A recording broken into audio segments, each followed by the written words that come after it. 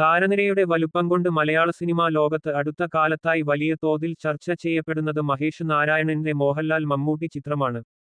മലയാളത്തിന്റെ താരരാജാക്കന്മാർക്കു പുറമെ കുഞ്ചാക്കോ ബോബൻ, ഫഹദ് ഫാസിൽ, നയൻതാര, രേവതി, ദർശന രാജേന്ദ്രൻ, ഗ്രേസ് ആന്റണി അടക്കം നിരവധി താരങ്ങൾ ചിത്രത്തിന്റെ ഭാഗമാണ്.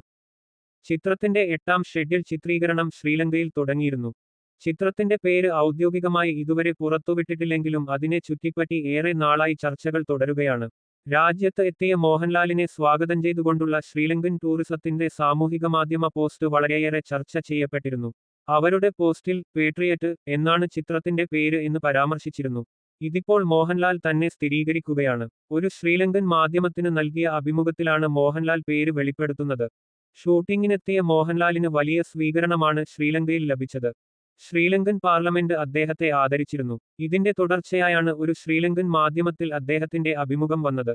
ഇതിലാണ് മോഹൻലാൽ ചിത്രത്തിന്റെ പേര് വെളിപ്പെടുത്തിയത്. ശ്രീലങ്കയിൽ എത്തിയതിന്റെ അനുഭവം ചോദിച്ചപ്പോഴാണ് മോഹൻലാൽ ചിത്രത്തെക്കുറിച്ച് സംസാരിച്ചത്. ഇതെന്റെ 2ാം സന്ദർശനമാണ്. നേരത്തെ ഒരു ഷെഡ്യൂളിന് ഇവിടെ വന്നിരുന്നു. ഒരു വലിയ ചിത്രമാണ് ഞങ്ങൾ ചെയ്യുന്നത്. താരനിരയുടെ കാര്യത്തിലാണ് ചിത്രം വലുതാവുന്നത്. ഞാൻ, മമ്മൂട്ടി, ഫഹദ് ഫാസിൽ, കുഞ്ചാക്കോ ബോബൻ അടക്കം നിരവധി പേർ. പേട്രിയറ്റ് എന്നാണ് ചിത്രത്തിന്റെ പേര്.